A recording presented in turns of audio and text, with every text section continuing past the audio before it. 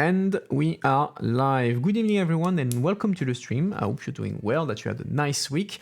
I'm very happy to have you here back again for another interview with a member of the European Parliament, and also the last interview we're going to have of the season. I'll tell you a bit more about that at the end of the stream, but yeah, it's our last interview, one-on-one interview with an MEP of the year. So tonight we will discuss with MEP Birgit Sippel from the political group of the S&D, so S&D Social and Democrats, so on the left side of EU politics. Ms. Sippel is 61 years old. She has been a German MEP since 2009, meaning that she is on her third mandate in the European Parliament. These days, she is a vice chair in the Special Committee on Artificial Intelligence in the Digital Age. She's also a member of the Committee on Civil Liberties, Justice and Home Affairs, and a substitute member in the Committee on Employment and Social Affairs. So, as usual, before we start our conversation with Ms. Sippel, I will, as usual, remind the house rules for anyone who would be new with us tonight. So our guest, Ms. Sippel, will stay with us for about an hour. After that, she will be able to go and enjoy the rest of her evening, while you'll be stuck with me for another half an hour to discuss with you about what you thought about the interview, maybe provide some additional contextual explanation if need be, that sort of thing, so I don't leave you out cold. As usual, I've prepared my own questions for Mrs. Sippel, and I collected questions from people on Reddit and Discord. So you can also react and ask your own question directly via the chat. I will keep an eye on what you're saying and pick among your suggestions. So don't hesitate to participate and react, but as usual, don't spam and stay civil.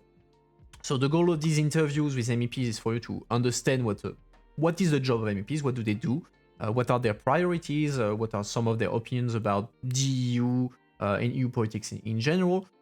Tonight we're having a socialist MEP, but we had green MEPs, we had conservative MEPs, we have far left MEPs. So as you can see, trying to show you the diversity of opinion and political opinion that exists in the EU. You may agree or not with them, that's not the point. It's for you to see this diversity and to help you forge your own opinion.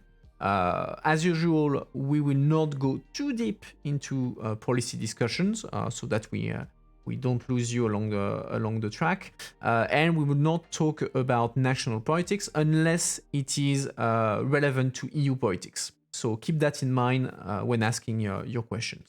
So with all this said, let's dive into it.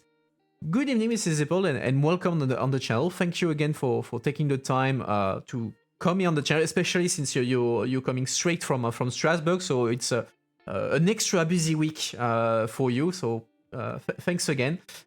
So you heard me explain. You heard me explain it a bit to our viewer. The goal of tonight is to put faces on the European Union, and tonight we will get to know you a bit better, what you are doing in Brussels. So perhaps to start off our discussion, could you introduce yourself very briefly to the audience and complete what I've said in the introduction if necessary? As you already said, I'm a member on European Parliament since 2009. Before that, I was working in a youth organization. I became a union member when I started working in a company. And of course, I became a member of the Social Democratic Party. I worked on local level, on social affairs and economy, but also the planning of the town. And as in all the areas, I found out there is always a link to Europe in one or the other way. So I decided to start work in Europe. And coming from the work before, I was convinced that it's important to come together, not only within cities and countries, but bring together people all over Europe and to find common solutions with all the different experiences that we have and the different cultures. Nevertheless, find common solutions for the future. And that's really something that is sometimes challenging, but also is very fruitful. And as you every day work together with people who are so different, I think it helps to keep your mind open and not to focus on some ideas coming from your own experience, but accept also new and totally different ideas. And that's what I like, I think, very, very much in this environment in European Parliament. Okay, and let's go back a bit to the beginning. So you mentioned that you started into youth organization. what was for you the trigger? What triggered you to say, "Oh, I want to get involved politically. I want to do something about politics," and later on, like, started your path to become an MEP? What was the spark for you? To be honest, my starting point was very general. I had friends who already were active in politics. I looked into the news, I read a lot of newspapers, and I saw there are so many things around the world I like, but also other things I don't like. So I decided maybe all alone I can't do anything, so let's go into politics. And the youth organization I founded, where I became active in, was part of the International Folker Movement.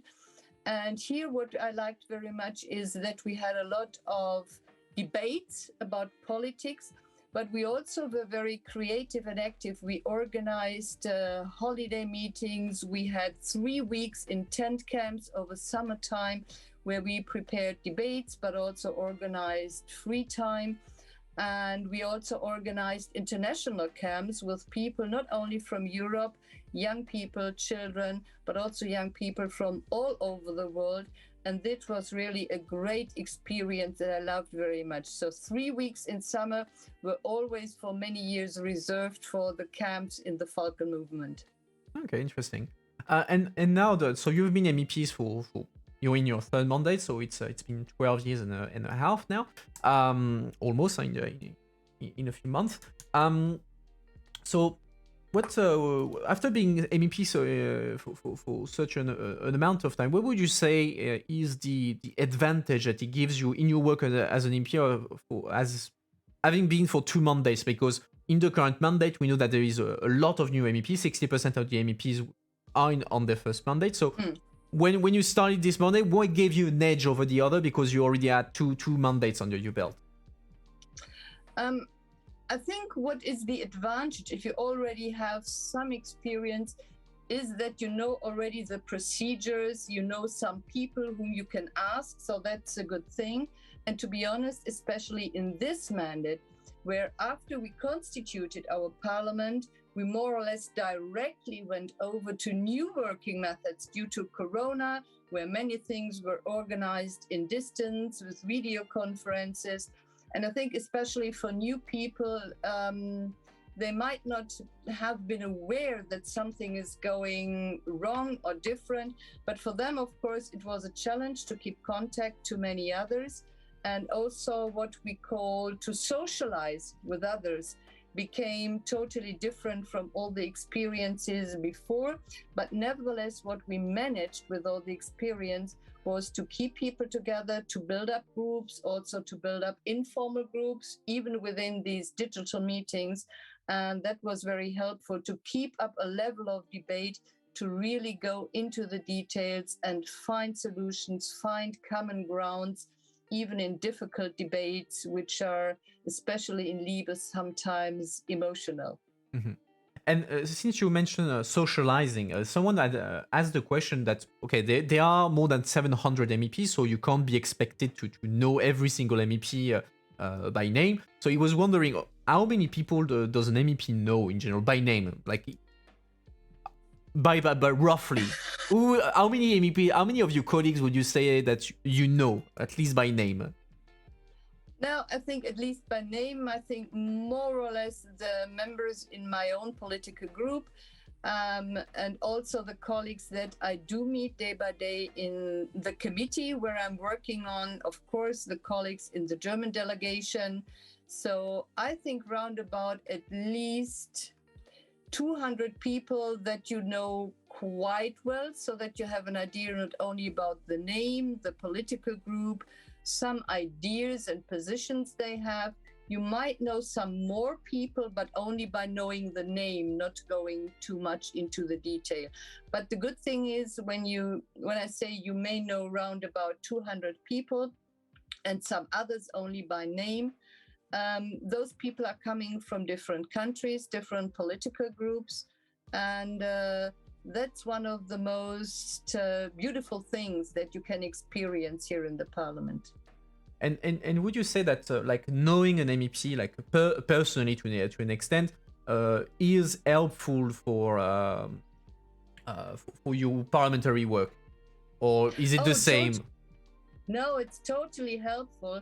And if I may come back to the point of socializing. So we have a lot of formal meetings. We have the committee meetings, the group meetings, the plenary, but it's also important to meet colleagues for a coffee, for dinner, or unfortunately this year, normally we organize a kind of a Christmas party at the end of the year with the colleagues in my group in the Liebe committee. It was not possible because of Corona, but such things are important to make sure you know the people, not only regarding their political opinions, but also to find out what is their normal life, what is their behavior, what are their interests, do they like music, what kind of food, are they a funny person, are they always straight to the point? And all these things that you collect in those informal meetings are helpful, especially in situations when you have to talk to them, because you find out you have different positions, but you need to come up with something in common, you need to compromise. So to know people also in this informal environment is really helpful to create some trust and a working method that is far away from only formal sittings. Okay. And to finish a bit about your overall experience as an MEP over the past 12 years, what would you consider to be like your biggest achievement over the 12 years, and on the contrary, your biggest disappointment? Oh, maybe the last point is easier than the other. I think one of my greatest disappointments was that I couldn't avoid to have this European PNR, this passenger data to be collected from everybody who has taken a flight. I would have preferred either not to have it or to have more safeguards for all the data that are collected from people entering a plane.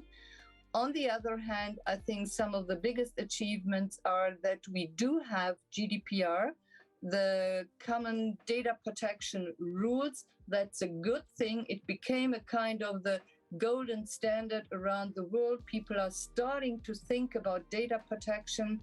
And if I look around, I also see that more and more people are aware that protecting data also means protecting your privacy, especially when it comes to protecting data out of communication.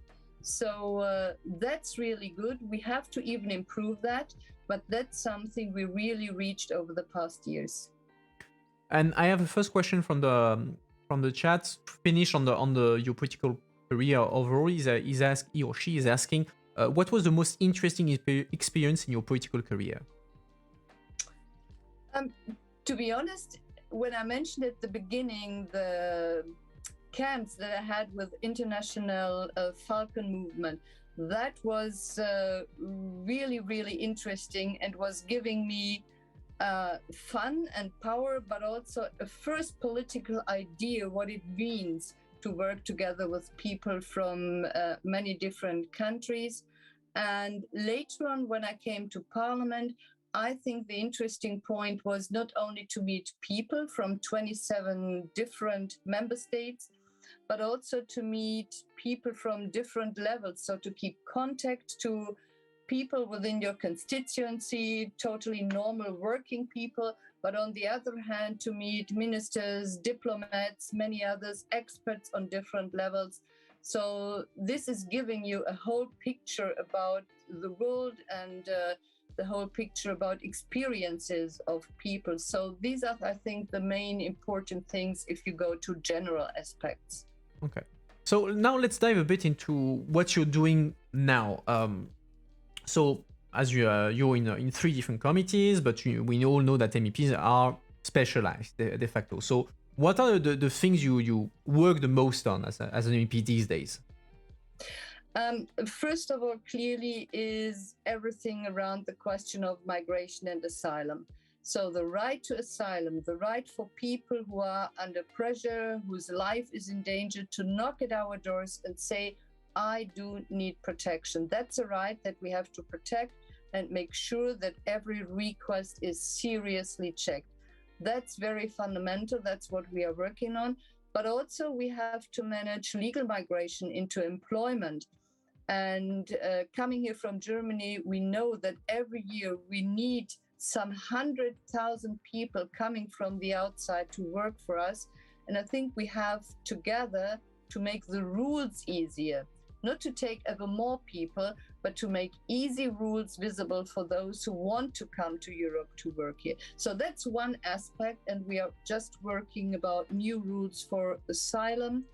And another aspect still is going around the question of data, where I'm working, first of all, on e-privacy, meaning protecting the privacy of all kind of digital communication, but also data play a role when it comes to criminal law, the rights of law enforcement. And there is another file where I'm working on, because in the area of criminal law, of course, there are sometimes special rules regarding data protection.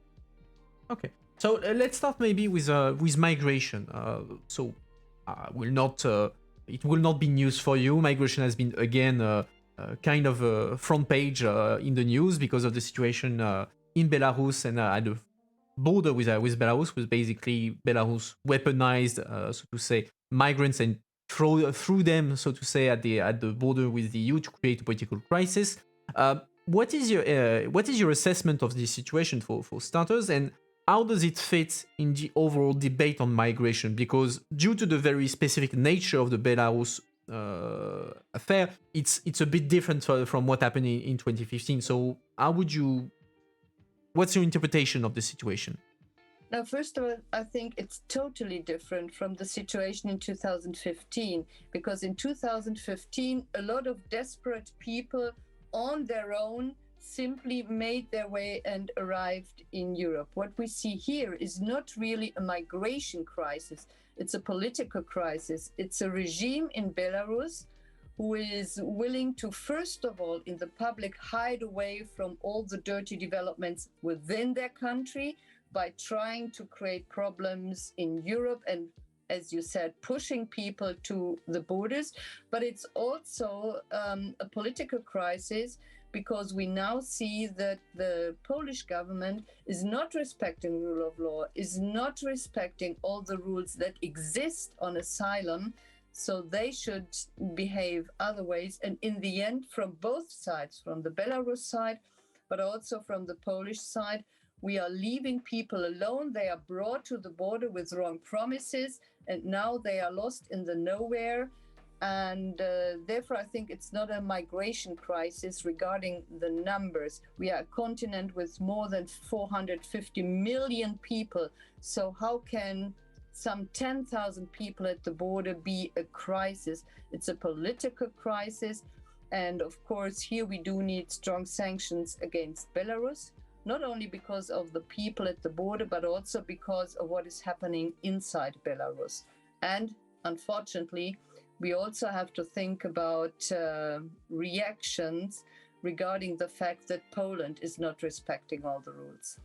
And still on this migration issue, so the Belarus affair led to two different kind of discussion. One discussion that arose was the idea of the EU co-financing walls, offenses at the borders to help member states to well, you can't see me air quote, but air quote, protect their border against migrants.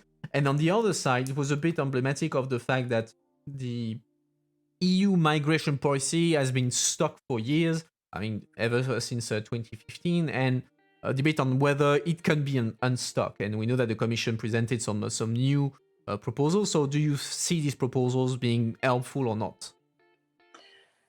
I think the proposals were created to make a step forward. So far, I don't see big steps forward.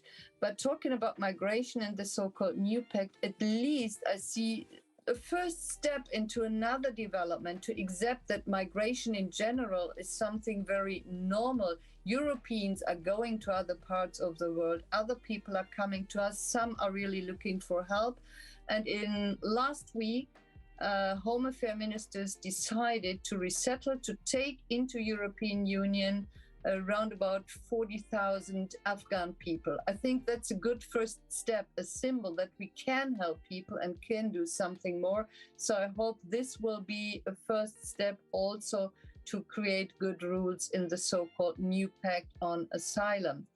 On the other question regarding walls, I think with all the experience that we had in Germany with the wall in Berlin, but also regarding the so-called Iron Curtain, we know that walls are never a solution. Walls are there to separate people, to separate countries.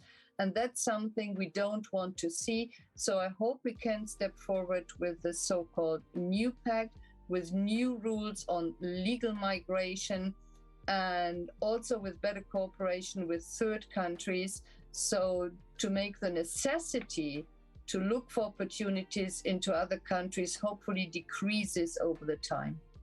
And in the chat, someone is asking, what's your analysis on also on immigration, but this time on what is happening in the channel between the UK and France, and generally speaking, the UK attitude, political response toward migration? There were always challenges between France and UK, and Great Britain formerly was a Commonwealth, so many people from different areas of the world were originally going to UK because they were British citizens, part of a UK. So, and what we do see is many people either speak English language and think for them it's easier to try to restart their life in UK, and also many have family members. So I think what needs to be done is to better coordinate between France and UK in this situation, not to simply let everybody go, but to give people who are stuck at the border a chance to say, okay, do you have any links to UK? Do you have family members? Also from the UK side, they should be ready to allow for family unification at least, but also to explain those who don't have clear links to UK that they should ask for asylum in France and restart their life there. So there are some challenges on both sides of the channel. And so on migration, unless someone has a question in the chat, and in which case I will ask you, maybe I will move away from that and go to the other part of what you mentioned as your specialty, which is data. So you mentioned particularly the use of data in criminal law. We know there has been a number of debates on to what extent should police and justice have access to data and connect data. So let's start with a very simple question. Do you think that it is legitimate for the police and justice to have access to personal data to help them in criminal investigation and that sort of thing? We'll start very basic and then we'll dig into that. No, I think you even can compare the collecting of evidence of information in the digital world with police work in the real world. If a crime is taking place in your hometown, let's say a robbery, you might have some ideas who could be involved, and you might, based on some evidence, do some house searches even, but you will never allow the police to simply check all the houses, all the places. So the work needs to be targeted. And the same goes for digital data. To find out about criminals can't mean that in the end you look into all the communications data of all the citizens around the country. You need to have some evidence, and you need to do the search of data, the collection of data as targeted as possible, same as you do it in the physical world. And so besides the idea of having a targeted search, where would you place the red line, so to say? The line not to cross when it comes to use of data in criminal investigation or justice? Now, one red line clearly is data retention. So the idea that all providers should retain data for months or even years, just in case they might be needed one or the other day.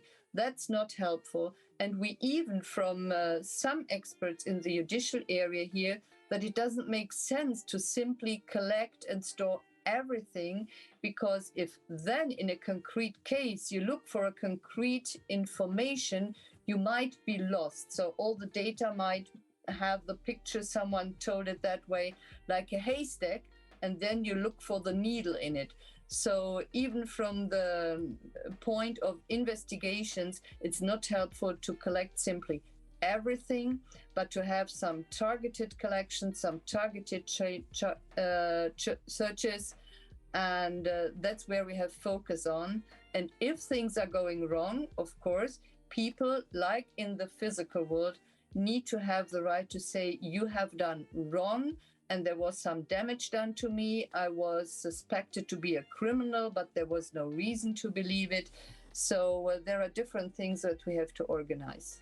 One recent, relatively recent political debate that in the European Parliament around the use of data was around protection against child pornography, pedophilia, that sort of thing. There was a big fight in the European Parliament around that, on whether it should be possible to look into communication to prevent pedopornographic content to be shared. So in this pretty divisive political debate that occurred, where did you stand?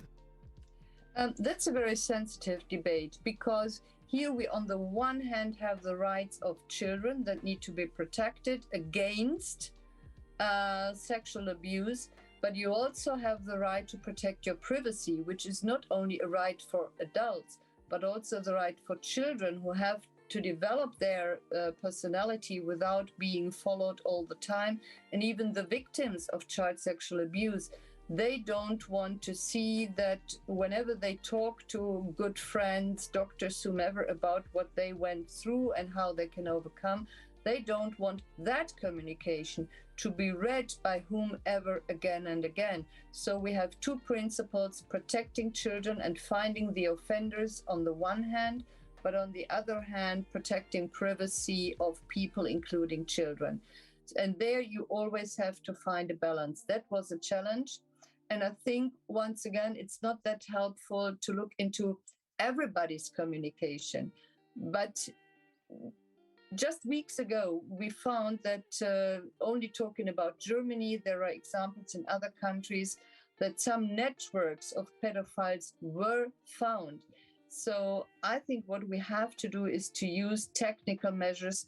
Once you have a suspected person or a person who you know is a pedophile and you bring that person to court, you have other contacts, and we already think about ideas. Now it becomes a little bit technical to do login things. So once you have an IP address and the person is popping up again, you can take that data, but not the data of everybody. So it's a very sensitive debate. But once again, looking into the communication of everybody will lead clearly to many wrong presumptions, because not only pedophiles talking about child sexual abuse, but also doctors, journalists, MEPs, prosecutors. So we have to be very careful how to balance it and to have the correct safeguards so that we can protect the two sides of the story. And overall, in the end, were you satisfied or not of the result that was achieved in Parliament? I was not totally satisfied, to be very honest. We were very much under pressure, and we had to do some hard work. And partly, me and my shadow colleagues, we were attacked from the two sides that we were not doing enough. In the end, at least, we added some safeguards, we created some rules, and the current rules are there only for 3 years. Then they will finish. But it will be even more interesting to see the new proposal that the Commission is just preparing. And some of you might have heard about, once again, chat control. So it seems that the Commission might come back with the idea to look into all kind of communication. And I hope that we together with all the colleagues in European, national parliament, all the experts, we can find a way to avoid that. All right. So this time, let's talk about AI, because you're vice chair of the AI committee. It's a special committee that was created especially to cover this very specific area. So perhaps to start the discussion on that, could you explain a bit what are the main stakes around AI? Why is the European Parliament deciding, okay, we need to do something specifically about AI? I think the point is that there were a lot of open debates. What really is AI and where can it be used? And AI is a, let's say, digital system that is developing itself by using again and again more and more data, interpreting the data, and then the people organizing the system, they are kind of teachers telling the system if it's going right or wrong, and step by step the system can improve itself. But nothing is perfect, not even AI systems. So if you talk about some technical data, weather data, AI can be very helpful to a big extent to identify situations. We have questions about cancer, where maybe AI is helpful to identify at an early stage that something is going wrong and that you can have an early warning about that. But on the other hand, there are tricky things. Let's say you are willing to have a credit from your bank, and the bank is using an AI system, and depending on how the system is created, the system might say, oh, you are living in an area close to a very poor area where there are many crimes, so maybe it's not a good idea to give a credit to you. But you are living there because you love that area, but you have a job, you have a good income, but maybe because of the creation of the AI system, they say you don't get a credit. And the problem would even become bigger if then the people working in the bank do not understand how the system works and have no choice to go into it and change this automated decision. So therefore we have to be very careful, and in AI and with the report we are preparing, we try to find out some general guidelines and rules that need to be respected when using AI, ensuring that the databases is okay, that some human oversight is there, especially when decisions are taken on humans. And that's a very interesting job. And also to try to find out if, like with other products, we can check an AI system in a kind of laboratory before putting it on the market and have effects to people. Like you mentioned, AI can be used to take decisions. Like, so you use the example of getting a mortgage or something, a loan. But one problem that comes up often when we talk about AI is the black box effect. Is that we know what comes in, we know what comes out, but we don't know what's the link between the two. So how, and it's because of the way AI works. It's impossible to understand the way AI are taking decisions. So how do you tackle politically this black box effect of an AI? Now we are going to the question on the algorithm, because it's a black box, but it's only a black box because those who are creating the system don't want to talk about what they are doing and what they are teaching the system, in what way the system should decide how to deal with the data. Just to give an easy example, if you go into any kind of a search machine, there is a reason. If you look for whatever, a special shop or something, why is it that some links are very top on the page and others are low? Is it because they are the best? Or is it that the system, the algorithm, is simply looking into the fact which sites are clicked on very often, maybe not because they are good, but because they are bad, you never know. Or is it because that someone paid for being high on the list? So all these information should be made public so that people at least understand or have a chance to understand what is happening. So also transparency is of most importance when using an AI system. another thing, so someone asked the question, not in chat, but on Reddit, asking how do you see the AI evolving in the future? For instance, in like sensitive context, like a self-driving car or other applications where a mistake can have legal consequences, but also consequences in real life, like the car is hurting someone or whatever. How do you see the system evolving in the future? Once again, when we talk about some weather data, environment data, technical data, AI can be very helpful if the system is fed with the correct data. On self-driving, autonomous driving, we already had some problems that the system is not taking right decisions, but you also have legal questions. If there is an autonomous car driving through the street and an accident is happening, who is responsible? Is it the persons or the company building the car? Is it the company who offered the software for self-driving? The company who built the different sensors that are in the car?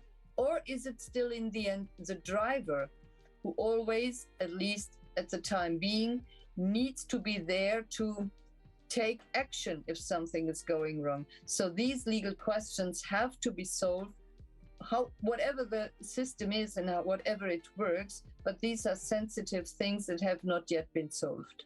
And staying on the example of the self-driving car, in this example, where do you think the liability should fall? On the driver, on the car company, the engineer?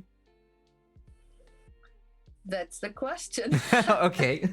That's the open question. So if you want to have the responsibility on the driver, to be honest, then you don't need autonomous driving. If I always have to be ready to go into it, to take my own activity because I see something is going wrong, then the better solution would be that I'm always concentrated on the car and the street and the traffic, because if you are not concentrated, you can't intervene if something is going wrong.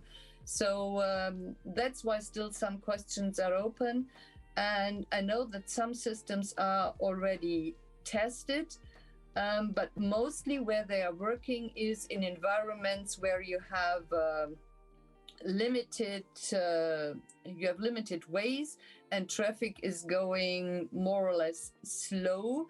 So I don't know when it will change, but for the time being, I think you still need to have a driver who always is more or less concentrated on the traffic. And on the opposite, do you think that there are areas where we simply should not use AI at all because of the risk or because whatever? Are there things where the use of AI should be banned?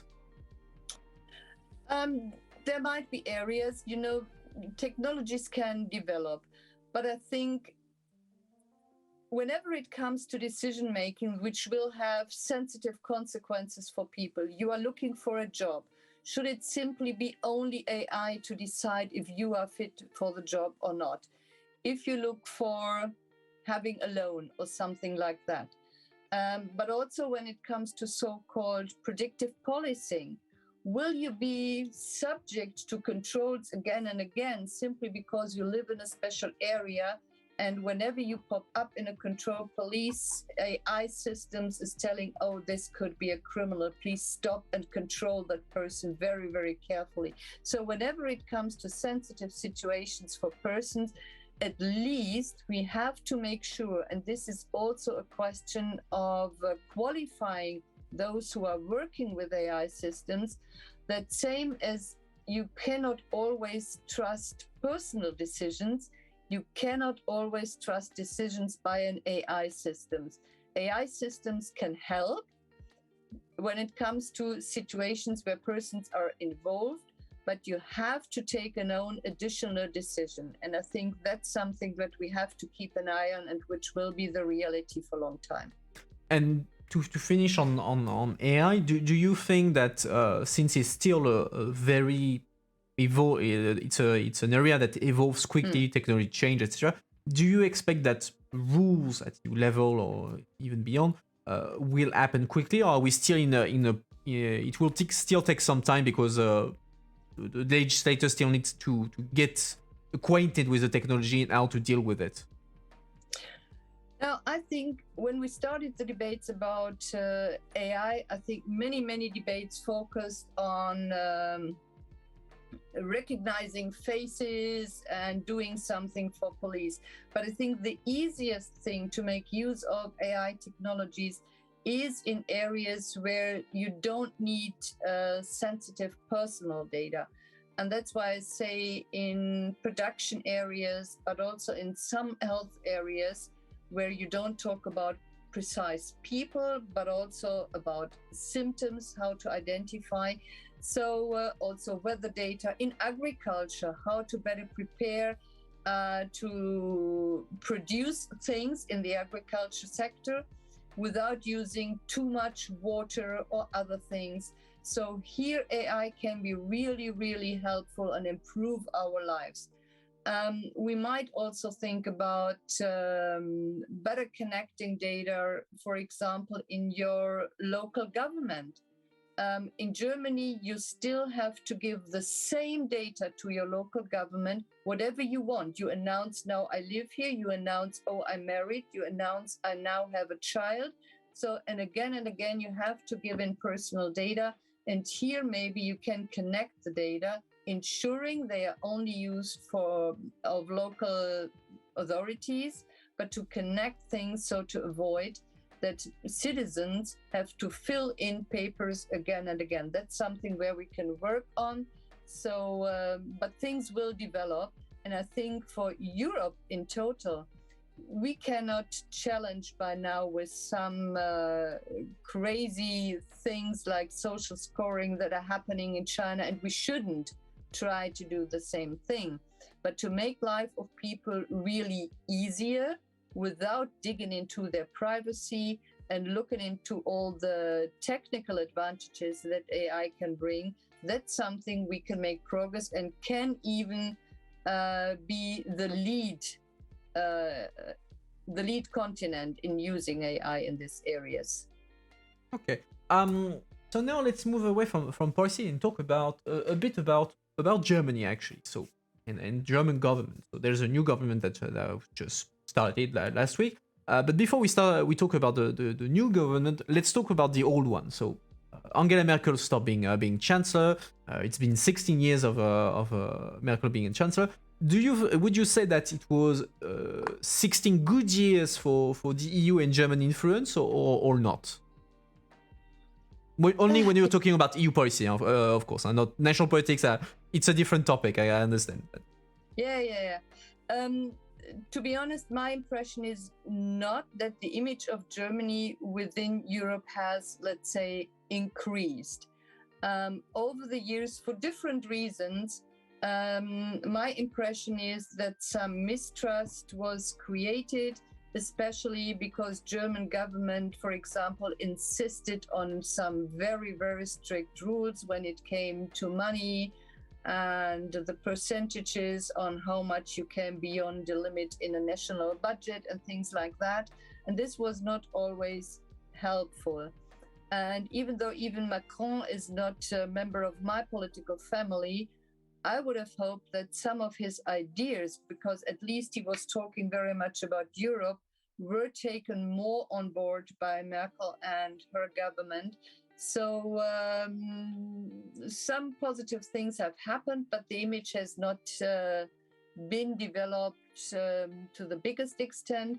So there will be a lot of things to do for the new government, not only to become stronger and to become the only lead in European politics, but also to make sure that European member states do better cooperate again and not are going away from each other ever more. But I mean, on the idea that Germany would, the idea the new government should make Germany stronger, so to say, in EU politics. Generally speaking, people, it's pretty. It was consensual that Merkel was by far the most powerful EU leader. there's often the idea. I hear the argument saying that there was also mistrust towards Germany because of the Greek crisis, because of the economic crisis and all that. But at the same time, in the intergovernmental relationship and EU framework, Germany has always been seen under Merkel as being like the most powerful actor. And since you mentioned as well the idea of countries not moving away from each other, some have actually criticized Merkel for doing that to an extent, because she tried to avoid conflict with Poland, with Hungary, and so she was criticized because she was refusing to take action for the sake of maintaining stability and not having a conflict and between member states. Yeah, that's an argument I do hear very often. The problem is, if you want to keep Europe together, but what kind of Europe is it that you want to keep together? And my impression is, over the years, that trying to keep Orban and now the Peace Party being a part of Europe, we missed the moment to really criticize negative developments. And I think in the European Union, where member states should deal with each other like friends, so to alert the other ones, some other, to say, you are going into wrong direction, or you risk to go into wrong direction. Your system is no longer fully respecting democracy, rule of law. This should not be a scandal. Between friends, this should be possible, but we never really criticized. We try to be patient and say, okay, we don't like it, it might go wrong. There were even some party friends of Merkel who celebrated Orban and again and embraced him and told him he's a great leader in a time where criticisms about rule of law and watering down rule of law were already there. And that led to the effect that in the end, Orban says, I can do whatever I want because there are no reactions. No one is forcing me to turn back. So yes, keeping Europe together is okay, but if our European way of life is no longer our way of democracy and rule of law, then seriously things are going wrong. Well, which brings me to the new government. So what do you... I'm not going to ask you what do you think about the new position. Can you tell us what is actually the EU, the approach of the new government when it comes to the EU? Now, first of all, even in the first days, I heard a lot of things about Europe and cooperation in Europe. And if you look in the coalition treaties, you will find not a chapter about Europe, but in different chapters, you find again and again links to Europe and how important it is to stick together and find common solutions, but also how important it is to protect democracy and fundamental rights. And I think the new government, from a general point of view, can give a good example. We have three parties.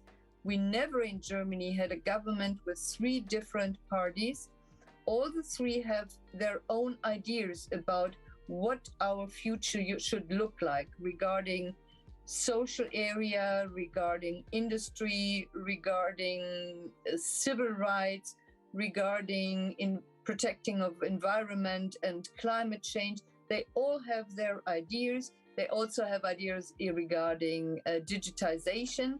So my impression is that even though they have different ideas, they are coming from different angles, they are now trying to put all these things together and trying to put different ideas together.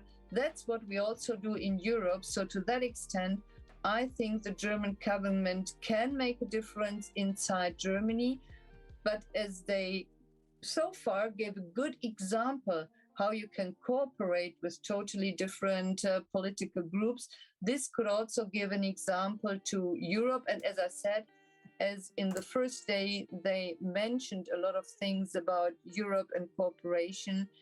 At least it gives a symbol that they know they have to improve cooperation within Europe and also have to step up developments when it comes, for example, to social cohesion, but also to environmental protection.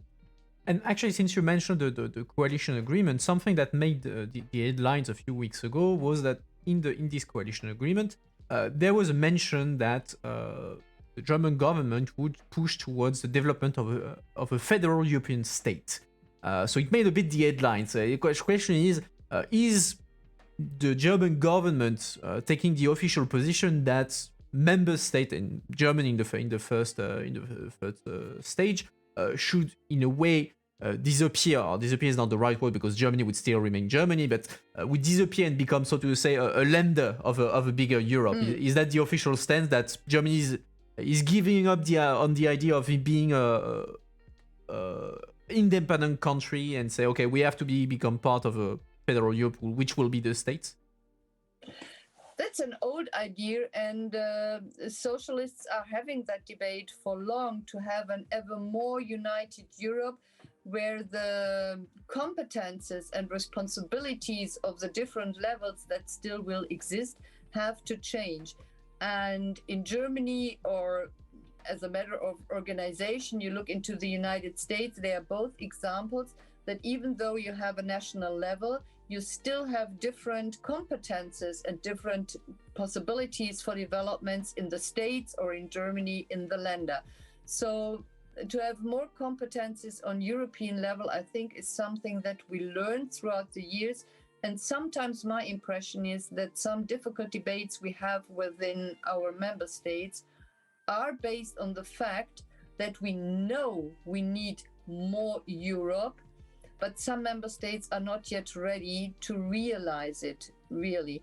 You know, we started with some small areas, talking about first how to protect industry, how to ensure after the Second World War that our citizens get enough to eat. So agriculture was a very important issue. But step by step, responsibilities for European Union increased. And in Corona, for example, we found out that it would be helpful to have more common rules regarding our health systems. We have free movement of people. You can choose to work wherever you want, but our educational systems, or even the question, what is it that you know at the end of one or the other form of education and qualification, are different. So it's not that easy to come from one country and then work in another country. So to make the life of people easier, there are many things we have to organize together. And to that extent, I think what we can even strengthen is cooperation in cross-border areas between Germany and Poland, for example, between Germany and the Netherlands, and to organize more common projects to bring this European Union together. And yes, the United States of Europe, or whatever we call it, or a Republic of Europe, I think in the end this needs to be the aim.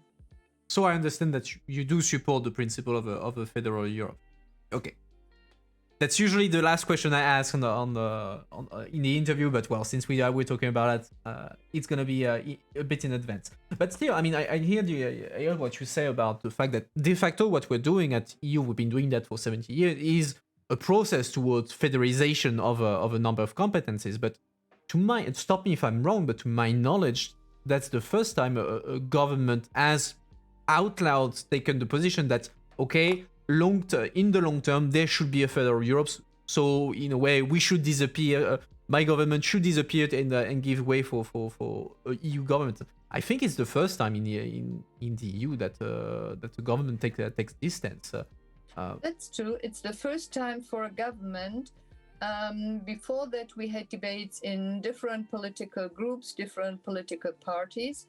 But I think it's a good sign because it opens the door for debates. Whatever the result at the end is, it makes clear we do need each other, and we are better out if we work together and find together solutions for all the challenges in front of us. And when I just described the different political parties now in the German government talking about challenges like climate change, digitization, social cohesion. These are also important questions where we do need solutions as fast as possible for the whole European Union. So I think this makes it clear that coming closer together and finding common solutions with maybe different ways how to organize it in different regions and countries. That's true, but to have a same aim, and especially when it comes to climate change and digitization, I think we only can be a big player and go on with giving a good example if we put all our forces and resources together. Doing that all alone on national level will not make us a strong partner in the world. And so if you could snap your fingers and change something about the EU or EU politics, whatever, what would you change and why? I think first of all, really, I would facilitate and harmonize the rules for legal migration, both for asylum seekers but also for employment, because that could be a chance both for us in European Union but also for third countries, and could bring us closer together and also lead to new developments. And I also would like to see more media literacy within schools and many other organizations, because when we talk about media, we know the technologies, everybody is using the different devices, but when it comes to AI, to the algorithm, and to all the technologies and how data are used, many people, most of our citizens do not really understand what is happening, how are companies working, how are the platforms working. So media literacy is also something that we should work on and make big steps forward. And I have a final question for you, not per se on the EU, but it's a question from the chat. Someone is asking on the an advice from you. So the person wants to start studying politics in college, and he's being told every time that he talks about it, apparently, that to be successful whenever you go into politics, do political sciences, you have to be either extremely intelligent or from a rich family to succeed. Do you think that it is a precondition to be from a rich family or a genius to go into politics, to study politics, or is it accessible to anyone in the end? It is accessible to everyone and should be even more accessible. If we really want to make politics for all our citizens, then all our citizens need to have a chance not only to be represented, but also to be representatives. And being a successful politician and making a change and achieve things, you don't need to speak 7 languages, you don't need to be a lawyer or something like that, but you need to have a clear interest in something. You need to have a clear vision from your own, what you want to change, and then all the rest you can learn, you can communicate. So yes, I'm a big fan of diversity also in all parliaments, and give people a chance and not to keep anybody out. So even on a local level, we have to make sure that diversity of our societies, men, women, old people, young people, academics, non-academics, insiders, outsiders, everything, that they are all represented to make sure we do really make politics for everybody. And this time, the final question, I had 2 questions, but I'm going to combine them that popped up in the chat. So do you see, so since there are debates about making treaty changes, Germany is pushing for it, France is pushing for it, do you see treaty change happening in the coming years at EU level? And what would you say will be the final competencies that member states would give up in treaty change, like the ultimate things that they would give up before going to like finalizing a federal Europe? What would be the thing the member state will fight to the death to keep for themselves before giving up to the EU? Maybe one thing that member states don't want to give up is the idea maybe that every country should have a commissioner. This is also a debate for long. And if you imagine we would even enlarge European Union, we would get even more commissioners. So maybe we should think about reducing the number and find a way how to do it. Regarding the treaty changes, I think it's more important to find within the framework that we have now, to find practical solutions by now. So make sure that every child can go to school and learn something. Make sure that people get a well-paid job. Make sure that digitization is a success in the sense of citizens. Make sure we protect the climate. So these are the practical things. And if you can do that and you take on board people, then all the rest is very, very easy and can be achieved at least easier than by now. And if I may add something, I hope that politics and talking about change will not only be debated in Parliament. We have this conference on the future of Europe, and I always want to encourage people, young people, old people, be interested, look into what people are doing, what politicians are doing, and try to activate yourself on different levels in politics, in organizations, because our democracy needs all the Democrats, needs all the citizens. Well, I'm looking at the time. It's 1 hour, so we're right on cue to finish. And I think I was going to give you the floor to give a final few words, but I think that your words on the Conference of Europe were pretty much summarizing everything that could be said. So, Paul, get involved into the Conference of Future of Europe. That's the moment for you to have your say directly, not only during the European election.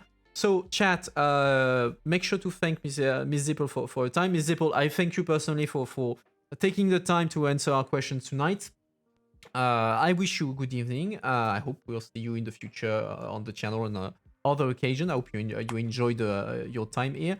And on this note, I wish you a good evening. And chat, stay with me. We're gonna start the debriefing.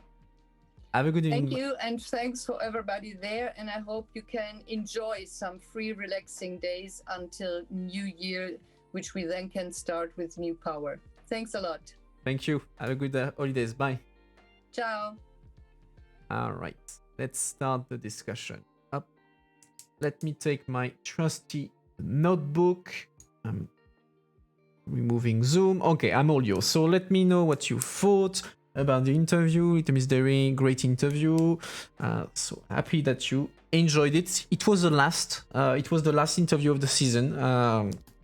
I'm gonna discuss it in a bit, but actually I was discussing that with Ms. Sippel at the before the start of the interview. I realized that I started the season. I started my very first interview with an MEP was with a German socialist, and I'm finishing the year with a German socialist. So beginning and ends are the same. Both time it happened, it was pretty fine. Anyway, let's look into my notebook. What did we talk about? We talked about the advantages of being a long-term MEP. So Ms. Sippel has been an MEP for 12 years and a half, 2 mandates and a half now. And we discussed what kind of advantage it gives you, especially like this Parliament right now. There was 60% of new MEPs in 2019, which was a way higher rate of renewal of the Parliament than usual. So people were always a bit, okay, let's see what's going to happen. Then COVID happened, so that makes things even more complicated. But I thought it was interesting in the sense that we didn't discuss that, but I'm going to tell you, it's a very German thing actually. Not German thing, but it's German MEPs tend to when they are elected tend to stay a long time in Parliament, and that's part of their of the political culture, so to say. In the sense that if you compare, like I'm French, so I can compare with French. For most French politicians, becoming a European, becoming an MEP would not be very high on their list of political ambitions. It's not something that they want to do. They want to stay. They want to be elected in the National Assembly, in the Senate. But the European Parliament, that's outside Paris. That's terrible. Well, in German politicians, they have an acceptation of Europe as an important level of power, and so they would dedicate themselves to the European politics. And like there is saying, it's better valued politically in Germany as well. So you will see MEPs who will say, okay, I will devote at least a part of my career in the European Parliament, so I will be elected. I will stay 10 years, 15 years, sometime longer. Some of the longest serving MEPs were Germans because they stay. They make the career there. They're specialized into this, and they are valued politically for that back in Germany, and that has very concrete political consequences because it means that since they've been there for very long, like she explained, they know the procedure, they know the people, they know where the file are coming from, they know the background, so that makes them very efficient, especially in the beginning of mandates, because they have the experience, and so they are able to get their way. What a surprise! Now some French politicians complain about the small French influence in the EU. Yeah. Although then again, it's not absolute. It's not because you have 15 years. It's not because you're in your first mandate that you will amount to nothing in the parliament, that you will not be influential and all that. That's not the case. It's just that it gives you an edge. And since we're talking about French politics, I would say that there's a big difference between the French Parliament and the European Parliament is that the European Parliament is actually a meritocracy in the sense that the power that you get, the influence that you have, depends on the work you're willing to do. If you're an MEP who is present, who is working hard, who is appreciated by the colleagues, you will have influence, no matter if it's your first mandate or your third mandate. What matters is whether you're efficient. If you're efficient, you'll be influential, and the people won't care if you're a minister or not. They couldn't give less of a shit about that. What matters is, are you working? Are you efficient? And so that's where I'm saying that there's a bit of nuance that having been an MEP for 15 years, yes, it helps, but it's not like a mandatory rule. You have for the French, you have many French MEPs who are doing on their first mandate, but are pretty influential because they are putting the time, they are working, they're respected by their colleagues, and so they get the influence. But still, as in terms of political experience, in terms of political strategy, Germans are known for having identified the European Parliament and EU politics as a legitimate way of doing politics, legit politics, so to say. France took over the legal department of the Commission, give them a lot of influence, and Germany took over the cabinets of the commissioners. Yeah, I mean, there are things there are some backstory to that is interesting. Like at the very beginning of the EU, when there were the debates of what the institution should look like, often it is said that the German took over the staff while they left the French the decorum. So if you look at the way notably the European Parliament works in terms of decorum, it's very close to the parliamentary traditions, to the procedures that exist in France. For instance, take the ushers, like the parliamentary staff that are in charge of contact with MEPs, with officials. They have like a very specific uniform. They have a very specific protocol. That's something that was taken over from the French. And so you will see the same thing in the French Parliament, but you will not see that in many other parliaments. Germans, they took over other things. Although in the cabinets, they used to be. I'm not sure if it's still the case. I think it's still the case, but there was a tradition between a deal between the French and the German that the French commissioner would always have as one of his top advisor as part of his cabinet a German, and the German commissioner would always have a French as one of his top advisors. So, as an example of the Franco-German cooperation, there's a German in the French team and there's a French in the German team. But yeah, the legal department. I mean, there is strong influence in the legal departments. Indeed. Then on the cabinets themselves. I'm trying to remember because there are statistics on the nationality of the staff in the European Commission, and I'm not sure the Germans are the most represented. Belgium are overly represented, which is logical because the commission is implanted in Belgium, and so there's a lot of staff, not necessarily high-level staff, but a lot of staff in Belgium. I know that the Italians are very, very well represented. They are among like the biggest delegations. The French as well, German as well. But I think the Italians there are more Italians in the commission than Germans and French. Are they equivalent cliché for the other MEPs? I mostly know French versus German. Were we Italian, Dutch, considering your parliament as a political cemetery or major opportunity?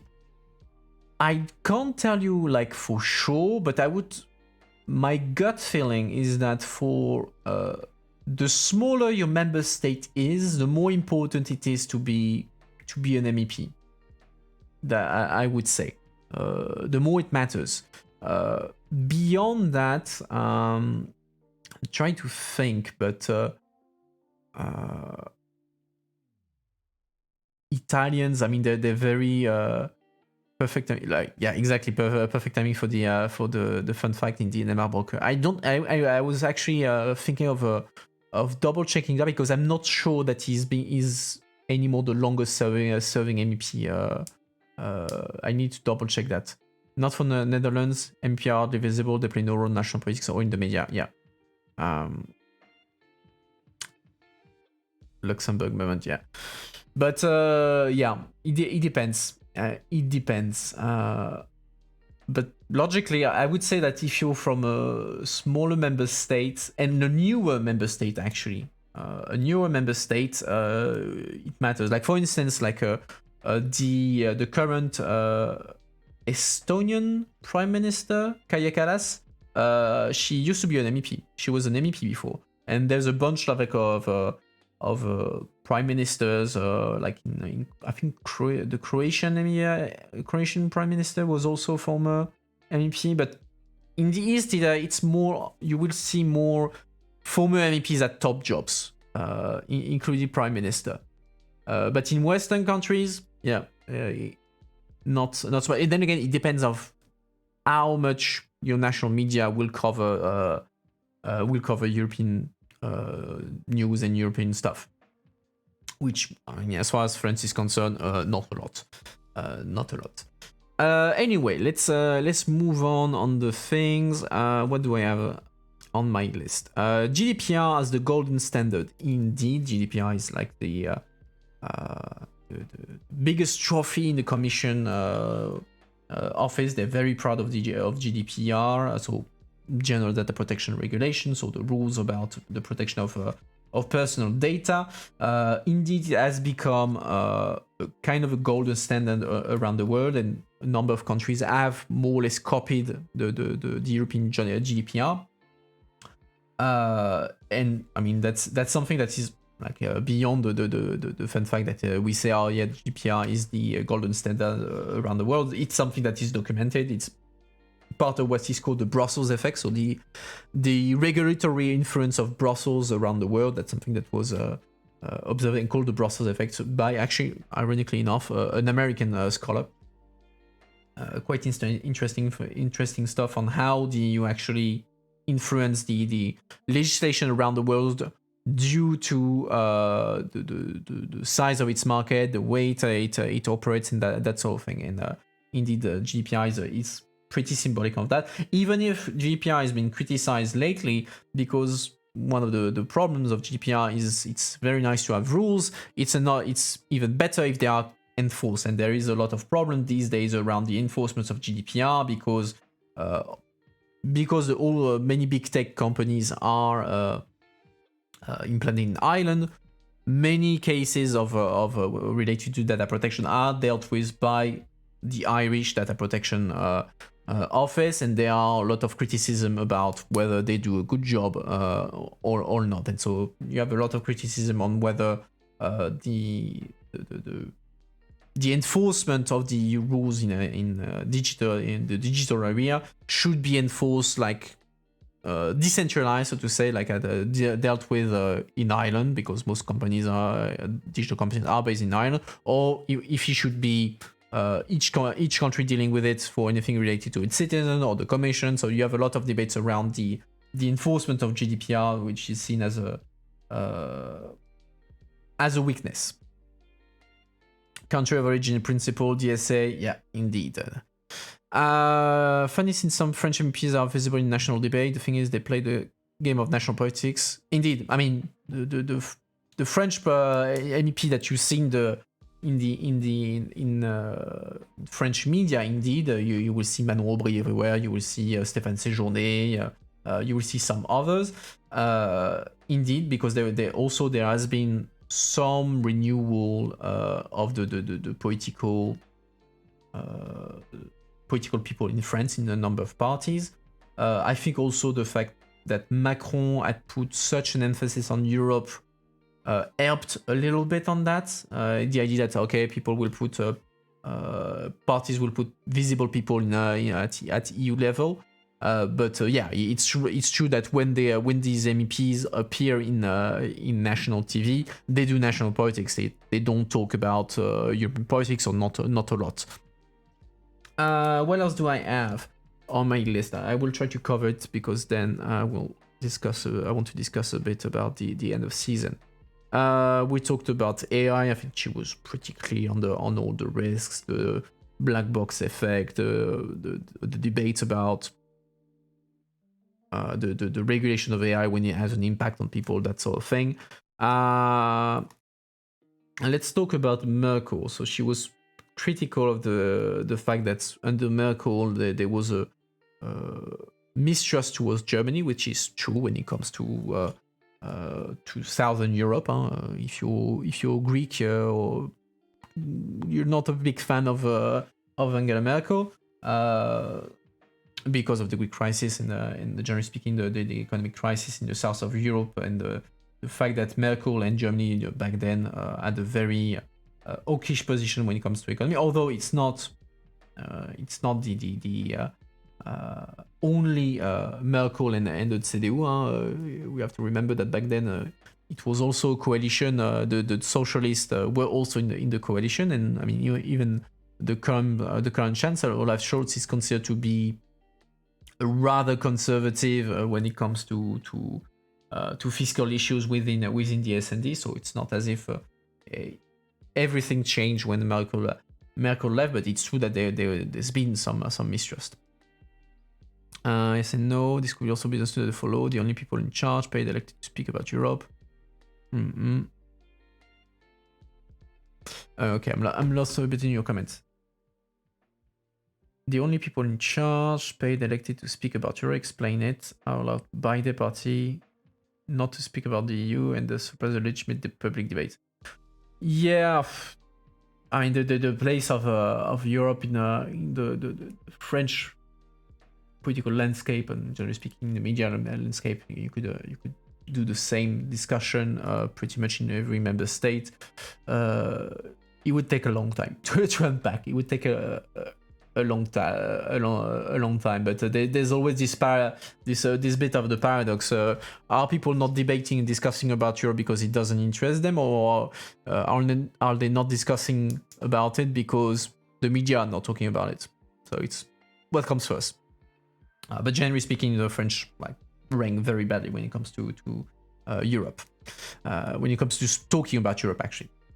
So yeah, going back to the German government, she criticized the fact that Merkel ignored Macron. If you remember, so he did, I think it was 2017, end of 2017, he did his first big European speech, was called the Sorbonne speech, because he was giving a speech at La Sorbonne, and he was pitching his ideas about Europe and say, oh well, we need cooperation with the Germans about this, and I hope that I want to talk with the Germans, I want to talk with Angela Merkel about this to try to go forward, etc. And so after that, Macron and everyone was waiting for Merkel to send the signal to say, okay, let's talk, let's not talk, etc. And basically she just putting on red. She didn't, and Germany did not react to what Macron has been was pushing as EU policy, and just pretended it did not exist for quite a long time, which in turn frustrated Macron, who said, okay, well, in that case, that's the Franco-German cooperation is not working as well as I thought.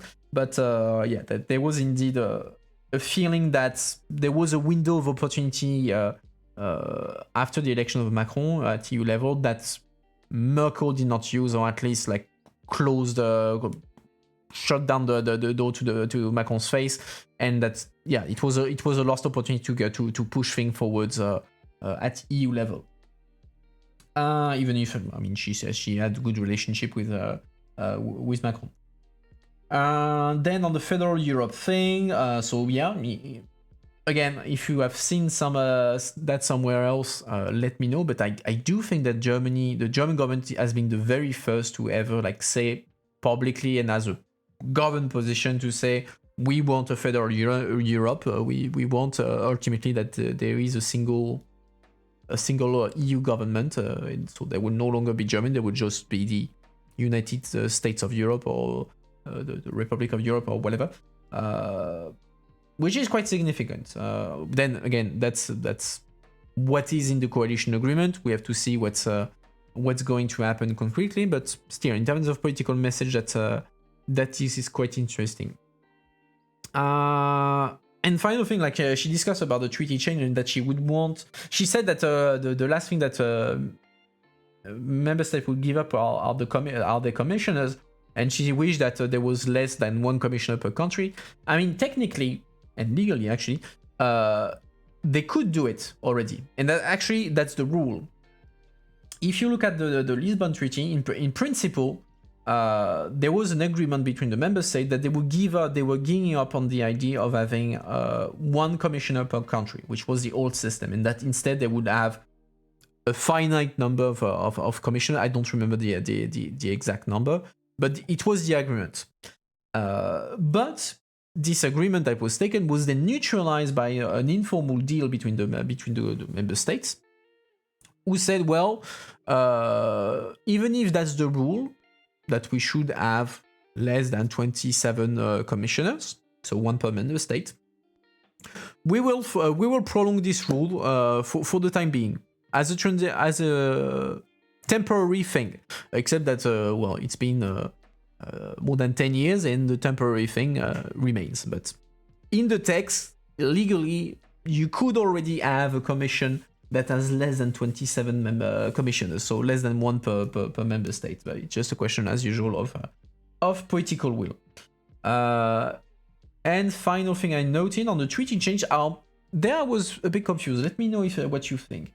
What she was saying, the way she said thing, I think she was not so keen on the treaty change, or at least she was saying, oh well, changing the treaty is not the priority. We should make things work with what we already have in the text, which surprised me, because given the stance on federal Europe, etc., I would have thought that she would be saying, oh no, we need treaty change, we need to change things, etc., etc., etc. But okay, maybe I misunderstood things, but she didn't appear as enthusiastic, or at least on the necessity of having treaty changes. So we can make things work within the current framework. But anyway, I'm looking at the time because I have a hard stop at 9, so I want to use the final few minutes to talk about what's coming next. So like I mentioned, this was the final interview of the season. So no more MEP interviews for now. You think she meant it as a first step? Possible. Okay, maybe I got confused. So yeah, it was the final interview of the season. It was a very, very packed season. In very packed year, I have to say. I mean, since I actually made the math. Since I started the channel, I think I made 32 or 33 interviews with MEPs. More than 20. It would be interesting to know what MEPs think of transnational lists, in particular if they are long-standing ones. Yeah, we could we could have the question. I mean, she's gone, but don't hesitate to pop the question at some point in the next interview. Indeed, that could be something worth discussing. But yeah, it was a busy season. I did 20 something interviews within 4 months, which was a bit intense. I have to tell you, I'm to an extent I'm quite happy that the season is ending because I'm a bit tired. But anyway, we still have content. Don't worry, I'm not leaving you out in the cold. We still have the news review, the EU news review on Sunday, and the actual final event of the season will be next Monday, Monday at 8 in the evening. It will be a special event. I will play Among Us. So video game with MEPs, because I gathered a team of 4 MEPs who will play with me Among Us. So they will murder each other, they will lie to each other, and we will also talk politics during that. So that I'm quite excited to have been able to pull that through, and I found MEPs who are willing to do that. I think it will be funny and interesting. So I have MEPs from the Socialists, from the Greens, and from Renew, so the centrist. So that's 3 different political parties. I wish I could have found someone from the DPP, but I did not manage. Well, that's gonna be for next time. Final time on the channel for you this year. Oh, I'm sad, but well, you'll be back. We'll be back next year. Don't worry. Bonne fête de fin d'année à toi aussi. And yeah, so Monday final event, and after that, well, I'll go on holiday as well. At least as far as the channel is concerned, I will restart sometime in January. But I haven't done the schedule yet. I've sent meeting requests to MEPs, so I'm starting to work on the schedule and see how many more MEPs we could have. I have many MEPs who are interested. I also will try to extend a bit, go beyond MEPs, but. We'll discuss that in time. And yeah, well, on this note, I hope you enjoyed the evening. As usual, if you like what you saw, don't hesitate to follow. If you're feeling generous, drop a sub. That's always appreciated to support the channel. And well, on this note, I wish you all a good evening. Oh, and yeah, and don't forget to follow me on my other social media. You see, I'm tired. I forget this up. I'm dropping that in the chat, Twitter and Discord mainly. That's where the fun stuff is happening. And yeah, on this note, I wish you all a good evening, and I will see you on Sunday and on Monday, I hope, for the final event. Have a good one, guys. Bye.